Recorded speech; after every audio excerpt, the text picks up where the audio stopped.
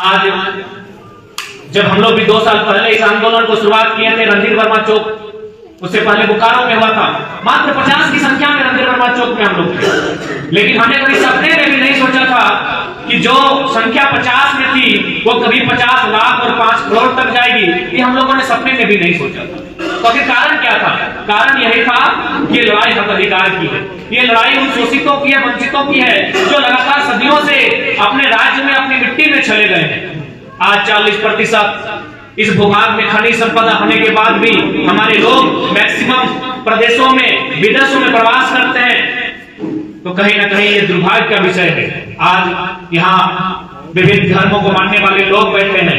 भारत देश में अगर धर्म कोड की बात कही जाए तो संविधान 10 धर्म कोड को मान्यता देता है। मैं सभी का आदर करता हूँ। किसी को नीम के पेड़ में शांति मिलती है, किसी को आम के पेड़ में शांति मिलती है, सबका अपना अपना मार्ग है। लेकिन आप लोग जितने लोग बैठे हैं, आप भी जानते हैं, अगर आप किसी की आस्था ईश्वर में है, किसी की अल्लाह में है, किसी की रब में है, तो आप ये मत अपने ध्यान में रखिए कि आप कुछ भी करेंगे उसका ध्यान बार बार से धरती पे होगा। इस ब्रह्मांड में और भी दुनिया होंगे, उसको बनाने में व्यस्त होगा।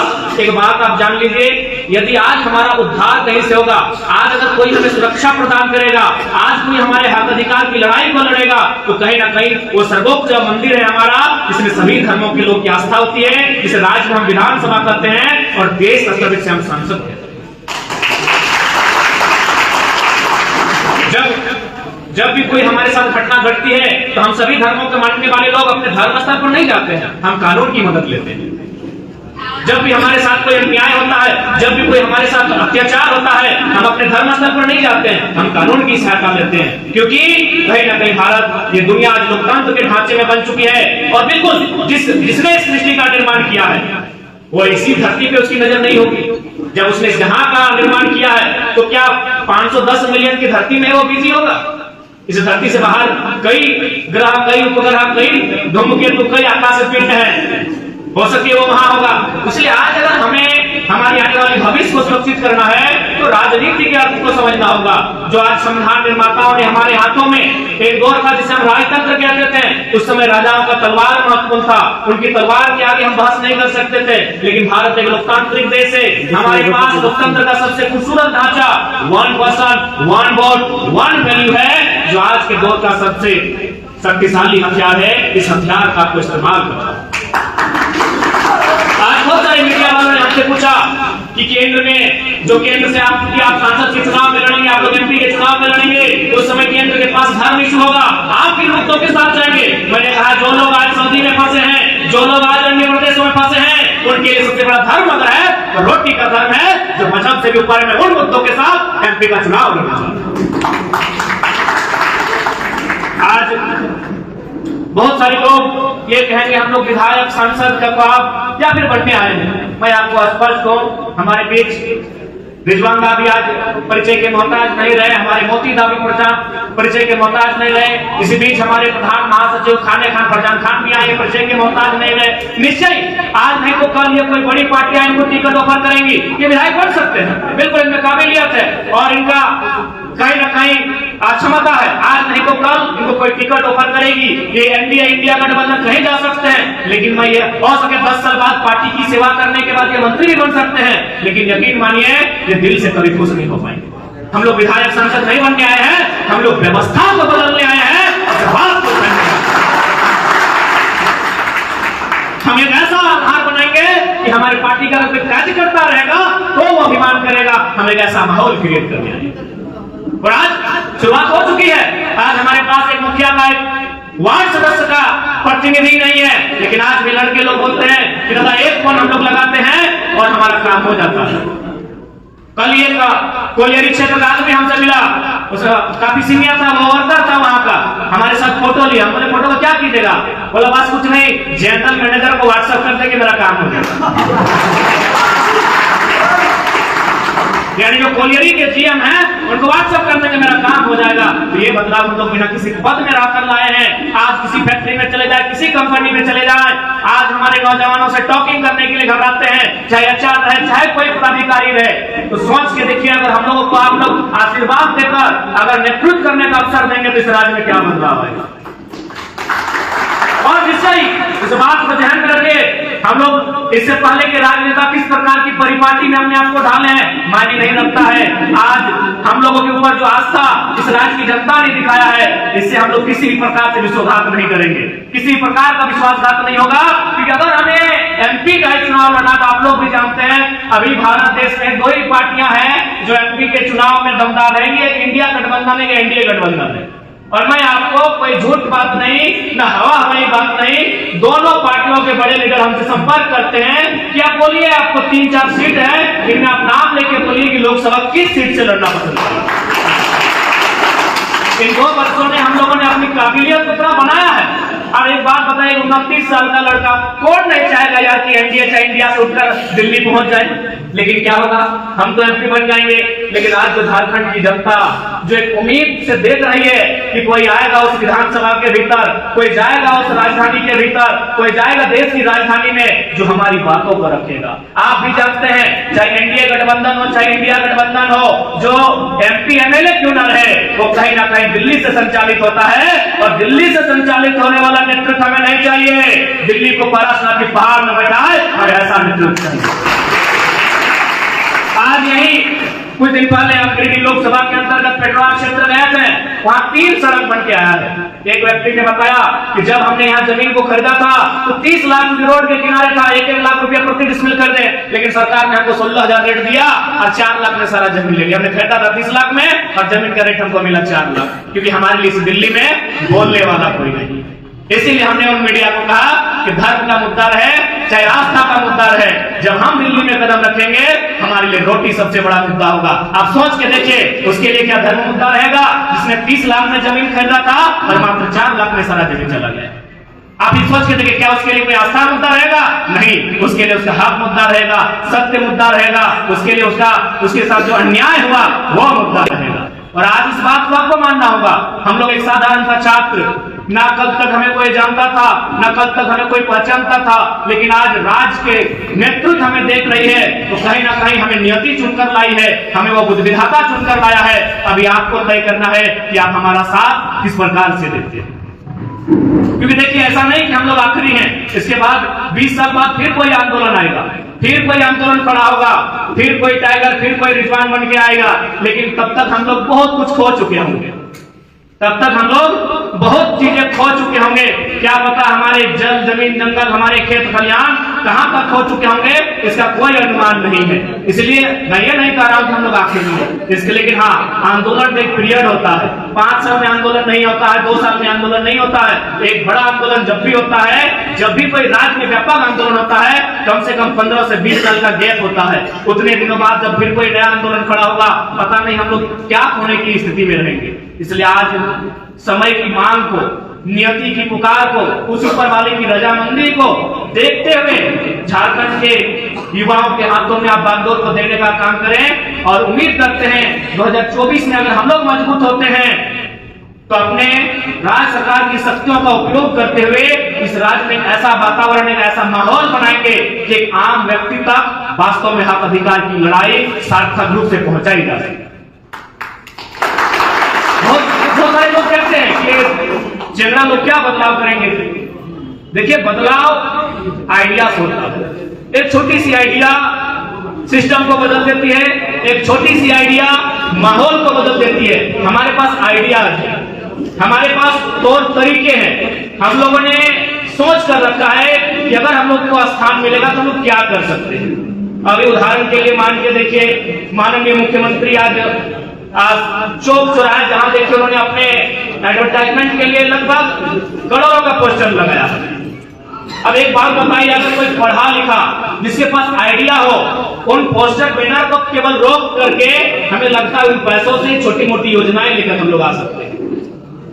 हमारे पास आइडिया की कोई कमी नहीं है, लेकिन जब तक, क्योंकि भारत एक लोकतांत्रिक देश है, आप सिस्टम में जब तक नहीं आते हैं, आप उन चीजों को इंप्लीमेंट नहीं करेंगे, तब तक विशेष बदलाव होने की अपेक्षा आप नहीं रख सकते हैं। इसलिए, और आज देखिए, अगर हम लोग को भी अगर चुनाव लड़ने की इच्छा होती तो हम लोग 2 साल पहले पार्टी बना लेते। आप लोग सुने होंगे, जब भी पार्टी आप लोग का रजिस्ट्रेशन के लिए गया है, अड़चने आ रही है, बहुत सारे लोग सवाल करते हैं पार्टी बना क्यों नहीं। अरे भाई, हम लोग चुनाव लड़ना उद्देश्य ही नहीं था, हमारा उद्देश्य था झारखंड के आवाज बनना। लेकिन 2 सालों से लोगों ने कहा कि भाई आप लोग विकल्प के तौर पर आए हैं तो कहीं ना कहीं आप लोग को पॉलिटिक्स करना चाहिए, तब हम लोग पॉलिटिक्स को मानकर आए हैं, वरना हमारा कभी उद्देश्य नहीं था कि हम लोग राजनीति करेंगे। इसलिए अगर ये अवसर आया है तो कहीं ना कहीं अवसर इसलिए आया है कि झारखंड के साथ जो अन्याय और दुराचार हुआ है ये पूरे ब्रह्मांड में किसी के साथ नहीं हुआ है। हमारे पास 28 राज्य, 8 केंद्र शासित राज्य हैं, वे लोग हवा, धूल, पानी, गर्मी, बरसात सहते हैं। झारखंड के लोग एक्स्ट्रा चीज सहते हैं, उसे अन्याय और जुल्म। पूरे भारत में ऐसा जुल्म कहीं नहीं होता है। पता नहीं दिल्ली में बैठे लोग हमसे क्या दुश्मनी है, दुश्मनी ज्यादा नहीं है, हमारे पास जो खनिज संपदा है उसे लूटना चाहते हैं। अगर ये हमारा जंगल होता, जिस प्रकार से झारखंड एक जंगली क्षेत्र है, तो दिल्ली को छोड़िए पड़ोसी राज्य हमें देखने तक नहीं आता, झांकने तक नहीं आता। लेकिन जब से अंग्रेजों ने बता दिया है कि यहाँ ये रूढ़ है, ये एक ऐसा प्रदेश है जहाँ कण-कण में खनिज है, तब से दिल्ली से लेकर पड़ोसी राज्यों की हम पे नजर है। कोई हम राज्य चले जाइए, हम लोग लगभग 3-4 राज्य इस दरमियान घूम के आए, कहीं तो 7%, 3rd 4th ग्रेड में 7% रिजर्व है, कहीं भाषा के आधार पर आपको उसी भाषा में पेपर लिखना होगा, कहीं तो साफ साफ है कि भाई अन्य राज्यों के लोग यहाँ सरकारी नौकरी करेंगे ही नहीं। लेकिन एक झारखंड है जहाँ कोई सीमा नहीं होने के कारण, जहाँ कोई बैरियर नहीं होने के कारण आज हमारे हक अधिकार को लगातार लोग छीन कर ले जा रहे हैं। और ताज्जुब की बात तो तब आती है, हाल ही फिलहाल अखबार में पढ़े कि अब जो हमारा कॉन्ट्रैक्ट जो पीसीसी का सड़क बनता है 100 फीट का, 150 फीट का, उसमें यूपी और बिहार के ठेकेदार है। अच्छा एक बात बताइए, लोग बहुत सारे लोग कहते हैं ये बाहरी बिजली की लड़ाई है, क्या हमने किसी वीसी को कहा? जैसे यहाँ भी श्यामा प्रसाद मुखर्जी विश्वविद्यालय है, रांची विश्वविद्यालय है, या फिर विनोबा विश्वविद्यालय है, हमारे पास विनोद बिहारी माधव विश्वविद्यालय है, क्या हमने किसी वीसी को कहा कि वीसी आप वापस चले जाएंगे, हो गया क्योंकि आप हमारे राज्य के नहीं है? नहीं कहा हमने, क्योंकि वो सेंट्रल वैकेंसी है, नेट जेआरएफ के लोग हैं, वो आ सकते हैं। अरे भाई अगर आप पीजीटी के टीचर में भी बाहर के लोग आएंगे, प्राइमरी टीचर में भी अगर बाहर के लोग आएंगे, तो बताइए क्या झारखंड के लोग झाड़ू बजाएंगे? हमने तो किसी का कभी विरोध नहीं किया। यही चाहिए हजारीबाग में आपको लगता है, धनबाद यूनिवर्सिटी की बात कीजिए तो 90% लोग यूपी, बिहार, बंगाल के हैं भाई, 10% झारखंडी होंगे कि नहीं पता नहीं है, तो दरबार में है, घास छीलते हैं, चपरासी करते हैं, पढ़ाने वाले सब तो बाहर के हैं। लेकिन हमने तो कभी विरोध नहीं किया कि वो सेंट्रल लेवल की वैकेंसी है। अब अगर प्राइमरी टीचर बन के भी अगर अन्य राज्यों के लोग आएंगे तो झारखंड क्यों बना? इसीलिए हम लोग अपने स्टैंड पे कायम है, हमारा स्टैंड झारखंडियत है, किसी को बुरा लगता है लगे, लेकिन हमारा लड़ाई कहीं गलत। हमने कभी रांची के डीसी से सवाल किया या फिर धनबाद के डीसी से कि आप हमारे देश राज्य के नहीं, आप चले जाएं? नहीं किया, क्योंकि एक ग्रेड की बहाली है, यूपीएससी से चुनकर आए हैं, वो पूरे देश में कहीं जा सकते हैं। हमने कभी डीसी से सवाल नहीं किया, हमने कभी एसपी से सवाल नहीं किया, हमने कभी जो बड़े पदाधिकारी हैं जो जिला को चलाते हैं उनसे कभी सवाल नहीं किया। लेकिन भैया अगर वो दरोगा बनके, वो एसआई बनके, अगर वो बड़ा बाबू छोटा बाबू बनके सभी थानाओं में आएगा तो विरोध करेगी नहीं करेगी? हमारे लोग अपने राज्य में जिस प्रकार से जाते हैं, जो सम्मान पाते हैं, उसी सम्मान के आप यहाँ हकदार हैं। हमारे लोग महाराष्ट्र में भी है, हमारे लोग तमिलनाडु में भी है, हमारे लोग कर्नाटक में भी है, हमारे लोग गुजरात में भी है, हमारे लोग हैदराबाद में भी है। तो हमारे राज्य के लोग बाकी राज्यों में जो सम्मान, जो हकदार पाते हैं, आप उसके हकदार हैं कि भारत एक संवैधानिक देश है। लेकिन आप ये कहेंगे कि सर्वे सर्वा अगर आप रहेंगे और अगर हम लोग चुपचाप रहेंगे तो ये गलत बात है। इसलिए आज झारखंड के जनमानस को इस विषय में गंभीर होकर सोचना होगा। और आज ये लड़ाई इसी बात की है कि आज सभी अपने वोट के पावर को समझे, अपने वोट की वैल्यू को समझे, और इस बार जो चुनाव हो, जिनको मतदान देते हैं उनसे सवाल करें। आज चूंकि रिजवान बता रहे थे कि नहीं हमारे साथ गिरिडीह से, बगोदर से बहुत सारे साथी आएंगे, सबक मैं देख भी पा रहा हूँ, मैं पहचान भी पा रहा हूँ। जहां तक बगोदर का सवाल आता है, बगल में बिशुनगढ़ है, उसके बगल में डुमरी है, उसके बगल में नावाडी है। सबसे ज्यादा अगर प्रवासी मजदूर कहीं से है तो बगोदर से हैं, बिशुनगढ़ से हैं। तो भाई जिस राज्य में 40% खनिज संपदा, अगर वहां के लोग पलायन करेंगे, कारण क्या है? नई नीति का। नीति क्यों नहीं बन रही है? न नेताओं की नीयत ठीक नहीं है। जिस दिन हमारे नेताओं की नीयत ठीक हो जाएगी, इस राज्य में नीति बनेगी, और जो लोग पलायन कर रहे हैं कम से कम संख्या में पलायन करेंगे और अपने राज्य में ही रोजी रोजगार करेंगे। बेटा कुवैत में, नई नवेली दुल्हन डुमरी में, और बेटा सूरत में। कौन चाहेगा भाई ऐसी व्यवस्था? कौन चाहेगा? आखिर इस रोटी की तलाश में ना उसने घर का त्याग किया है, इस रोटी की तलाश में ना उसने बूढ़े माँ बाप का त्याग किया है। तो क्या हमारे राज्य सरकार में ये कुपत नहीं है कि एक पॉलिसी बनाए? हमारे पास अनुमान हजारों हजार कंपनियां हैं, हजारों हजार फैक्ट्रियां हैं। अरे उतना तो छोड़िए, अगर आज के डेट से अगर हमारे लीडर अगर ये प्रण ले लें कि हम लोग फैक्ट्रियों में चंदा नहीं लेंगे, तो मैं पूरे विश्वास के साथ कहता हूं एक एक फैक्ट्री में 100 रोजगार आज के डेट से निर्माण हो जाए।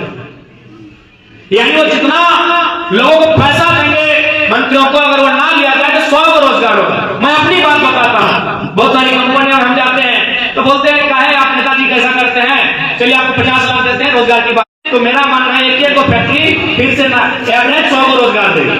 तो हमको लगता है बड़ी बड़ी कंपनियां 25 से 30 हजार होंगी, कुल तो 50 से पार होगी। तो आप गुना भाग करके देख लीजिए कि वन टाइम सिर्फ आज अगर 81 के 81 विधायक और हमारे 20 सांसद अगर ये प्रण ले कि हमें किसी फैक्ट्री में चंदा नहीं लेना है, चाहे वो रोहता की फैक्ट्री हो, टाटा की हो, टिस्को की हो, हिंडाल्को की हो, एचईसी की हो, या वेदांता की हो, या बीसीसीएल हो, सीसीएल हो, या ईसीएल हो, या एनटीपीसी हो, उसी दिन से इस राज्य में एक्स्ट्रा 200 को रोजगार एक कंपनी है। यानी नियति इनकी ठीक नहीं, इनकी नीयत ठीक नहीं है। इसलिए आज हमें इस गंभीर विषय को सोचना होगा, नहीं तो आने वाली पीढ़ी शायद हमारी बोल भी नहीं पाएगी। आज तो हम लोग बोल लेते हैं, टाटा के खिलाफ बोल देते हैं, वेदांता के खिलाफ बोल देते हैं। आज तो हम लोग भ्रष्ट आईएएस आईपीएस को कटघरे में लाके खड़ा कर देते हैं, सरकार को तो नींद खराब करके रखे हैं, लेकिन आने वाली पीढ़ी बोल भी नहीं पाएगी। इसलिए आज समय की मांग को देखिए, समय की डिमांड को देखिए और इस आंदोलन के महत्व को समझिए। ये आंदोलन एक जाति एक वर्ग का भला करने नहीं आया है, ये आंदोलन तमाम झारखंडी जो हाशिए पे जा रहे हैं, जो डाउन टू अर्थ जा रहे हैं, उनकी एक आवाज बन के आया है। और एक आवाज ये है कि आज इस राज्य में 2 सालों में बदलाव लाके हम लोग खड़ा कर दिए। आप किसी पॉलिटिकल लीडर से मिलिए और चर्चा करते हुए हमारा पाए जाएंगे। अरे राज्य की तो छोड़िए, छत्तीसगढ़ से एक मैसेज आया था, इंस्टाग्राम में बधाई दिया कि हमारे एक साथी हैं और छत्तीसगढ़ में विधायक बन गए। बोले हमको कहाँ बधाई दे रहे हैं? बोला 6 महीना से हमको खाली आपका ही वीडियो दिखाए। रामकुमार टोको है, हाँ जो भी हम नाम भूल रहे हैं, देखिए दादा नाम बता रहे। तो कोई मजाक और फेंका की बात नहीं कर। छत्तीसगढ़ में सीतापुर विधानसभा छत्तीसगढ़ में है खाली वीडियो देखिए। यानी कहीं ना कहीं विचारधारा ये राज्य ही नहीं ये देश भी सुन रहा है। तो आप तो राज्य के लोग हैं, आप हमारे अभिभावक हैं, आप हमारे भाई बंधु हैं। इस विचारधारा को इस सीमा के बाहर लोग पसंद कर रहे हैं, मान रहे हैं, उसका समर्थन कर रहे हैं। आप तो हमारे लोग हैं, आपका आशीर्वाद चाहते हैं, जो हमसे बड़े हैं उनका आशीर्वाद और दुलार चाहते हैं, जो हमारी उम्र के हैं उनका हम लोग सहयोग और समर्थन चाहते हैं। इस राज्य में जो नव निर्माण की किलकारी टूटी है, एक आंदोलन आया है, इस आंदोलन को अब राजनीति का स्वरूप देने के लिए आज में कहीं ना कहीं जहां से नीति नियम बनता है, उन नियमों को बनाने वाले लोग जहां पहुंचते हैं वहां खुद को स्थापित करना होगा। ज्यादा समय नहीं ले पाएंगे क्योंकि अस्वस्थ है और बोलने में असुविधा हो रही है। मैं आज के मिलन समारोह का कार्यक्रम था जिसमें मुख्य रूप से हमारे बड़े भाई रिजवान साहब अपने साथियों के साथ, अपने अभिभावकों के साथ, अपने हित शुभचिंतकों के साथ हमारे साथ जुड़े कुछ नहीं, हमारी प्लानिंग का हिस्सा था। हमेशा मौलाना सरफराज जी से बातचीत होती थी, हमारी प्लानिंग का हिस्सा था। और ये नियम है कि भाई कहीं ना कहीं सबका अपना अपना समुदाय कौम वर्ग होता है। मान के चले ठीक है, जयराम महतो कितना भी अच्छा बोलता है, कितना भी अच्छा उसका विचार होता है, लेकिन यदि हम किसी स्वर्ण समाज में जाएंगे तो हमारा वहां प्रतिनिधित्व एक स्वर्ण समाज का होना चाहिए, वो हमसे डायरेक्ट नहीं मिले, स्वाभाविक। यदि हम किसी अनुसूचित जनजाति वर्ग के सामने जाएंगे तो हमारा प्रतिनिधित्व उस वर्ग का होना चाहिए जो हमें वहां तक लेकर जाएगा। तो इसीलिए हमारी प्लानिंग का हिस्सा था कि आप जो आपका वर्ग है, जिसे अब तक लोगों ने दिग्भ्रमित करके रखा है, उस वर्ग को आप एकत्रित कीजिए, उस वर्ग को आप जागृत कीजिए, उस वर्ग को आप एकजुट कीजिए। और हम लोग स्पष्ट कहेंगे, हम लोग सामाजिक न्याय की विचारधारा वाले लोग हैं, जिनका 1% आबादी होगा, अरे जिनका 0.1% आबादी होगा, हम उनको इग्नोर नहीं कर सकते हैं। इस राज्य में अल्पसंख्यक की आबादी 15% है, कोई भला इग्नोर नहीं कर सकता। हम सामाजिक न्याय के पक्षधर हैं, हम लोग सामाजिक न्याय को मानते हैं। अगर कोई 1% भी है इस राज्य की आबादी में उससे भी कम है तो हम लोग उनको साथ लेकर चलेंगे। अल्पसंख्यक वर्ग तो 15% में आता है। और हमने तो अक्सर रिजवान दा से कहा है कि रिजवान दा